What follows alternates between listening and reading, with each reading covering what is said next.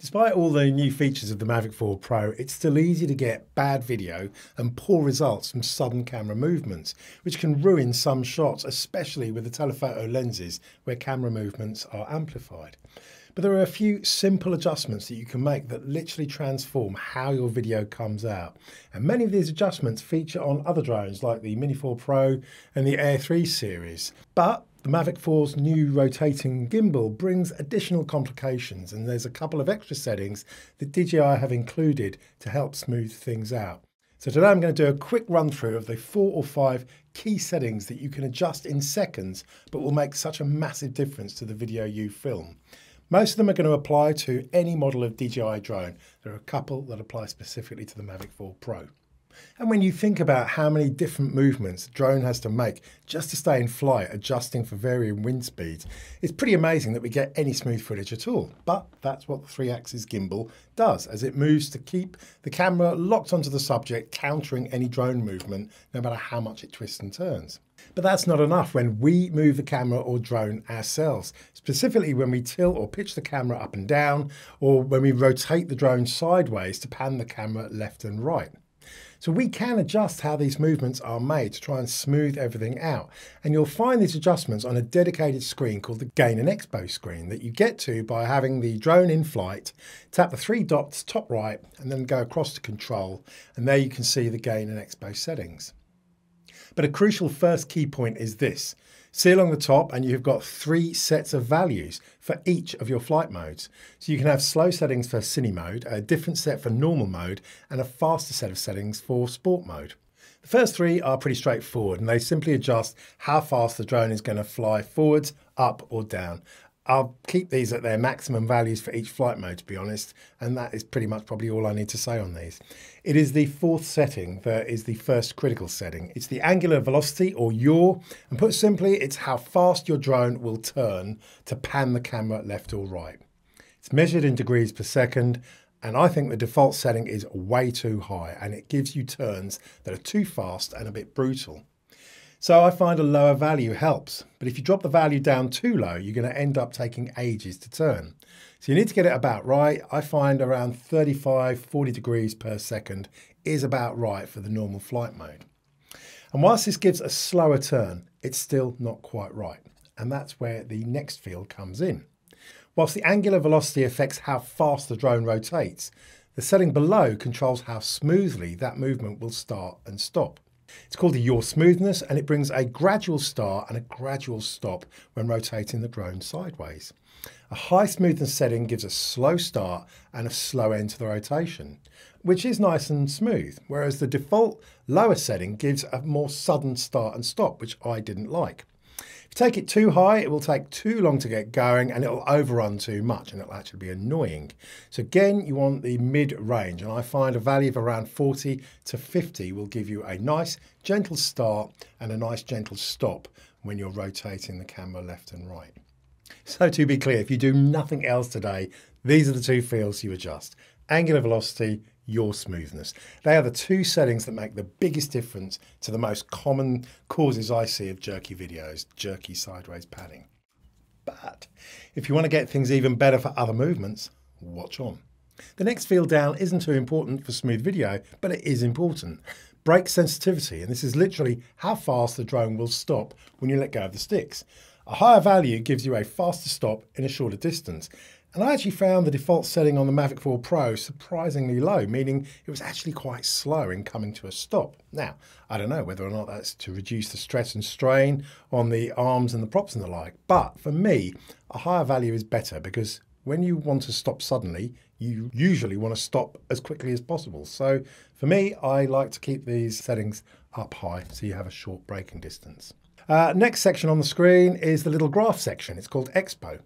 This affects the exponential movement of the sticks, and again, I don't really want to spend too much on this one. Suffice to say, it affects how sensitive the stick movements are. So for example, if you move the slider to make the graph flat in the middle, then a small stick movement will only result in a small drone movement, giving you greater precision. But it also means that the further you push the stick, you suddenly get way more effect. Conversely, if you move the slider so the graph has a vertical element in the middle, you will get a lot of effect with only a slight stick movement. Personally, I think less is better. So I try and keep a flat section on the graph. I find it's easier to get subtle movements with very gentle stick movements if you have this little flat point in the graph. That's all I want to say on that one, because it is the next field that I think is another critical field. Just as angular velocity above and the smoothness was critical to getting slow, gentle sidewards pans, so the tilt control speed and the tilt smoothness are critical to getting smooth pitching up and down of the camera. It's measured in degrees per second, and it is literally how many degrees the camera will pitch up and down in 1 second of full wheel lock. A high control speed will give you a very abrupt and jerky pitch of the camera up and down. And again, conversely, a very low value will give you a very, very slow movement. So again, I find a low to mid value of around 30-35 degrees per second is about right. And as before, the smoothness is about how abruptly the pitch starts and stops. So a high value will give you a slow start and a slow stop after you've stopped turning the dial. Conversely, a low value will give you a very abrupt start and stop. So again, I find a medium to high value is about right here, 20 to 25. So look, so far, all of the adjustments I've spoken about will apply to pretty much all models of DJI drones. Mini-series are set up to the Air 3 because they all cover basically how fast you're going to pan left or right or pitch the camera up and down. But of course, the Mavic 4 Pro has brought in the new rotating gimbal. So they have brought in some more controls to help smooth that out as well. Same principle as before, as it just simply adjusts how fast the gimbal is going to rotate and how slow or fast it starts and stops. The speed is just that, how fast the gimbal will rotate when you press the C1 button and rotate the rear right wheel. A high value gives you fast movement, and a low value will slow things right down. Again, personal choice here, but I find actually a really low value helps to get those very slow, crazy rotations. Like before, the smoothness just sets how quickly that motion is going to start and stop. And again, a slightly higher value works nicely for me. I have to admit, it is a real shame that we don't have a soft horizon lock on this. It's very easy to overrun and you end up with the horizon crooked because you don't actually stop when it's flat. If that is an issue for you, remember you've got one of the new quick shots, the Rotate quick shot, that will actually do that perfectly for you. And then finally, we have got the second key adjustment that has been brought in specifically for the Mavic 4 Pro. And this one really is so clever, I'm surprised it's not actually being talked about more. Adaptive camera motion is a simple but crucial setting to keep things smooth when flipping between the cameras. Remember, you have one set of adjustments for each of the flight modes, one for Cine, one for normal, and one for sport. What adaptive camera motion does then is affect how those adjustments apply to each of the individual cameras, specifically the telephoto cameras. And that's because the telephoto lens will amplify the movement. So a movement that might seem smooth and normal in the main camera will look really bad and fast and jerky when you use that same degree of input on a telephoto lens. Look at a simple pitch up and down, for example. This is in degrees per second, and when you look at the speed that the horizon moves when you go full pitch on the wheel, it takes around 4 seconds to go from horizontal to straight down.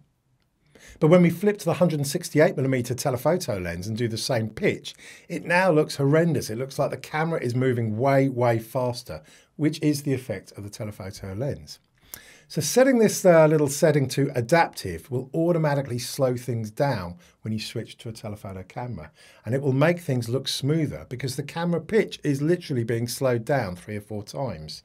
It is really simple, but really clever. To be honest, that's about it for this screen. As I said, it's a bit busy. It's hidden away in a sub-menu, but actually it is housing the 4 or 5 critical settings that make all the difference to smooth video. So I will put my preferred values for the main fields in the notes below, but to be honest, I think it is way better if you actually just have a play with these settings yourself, work out the best values for your style of flying. But at least now you know which fields to play around with and what they actually do.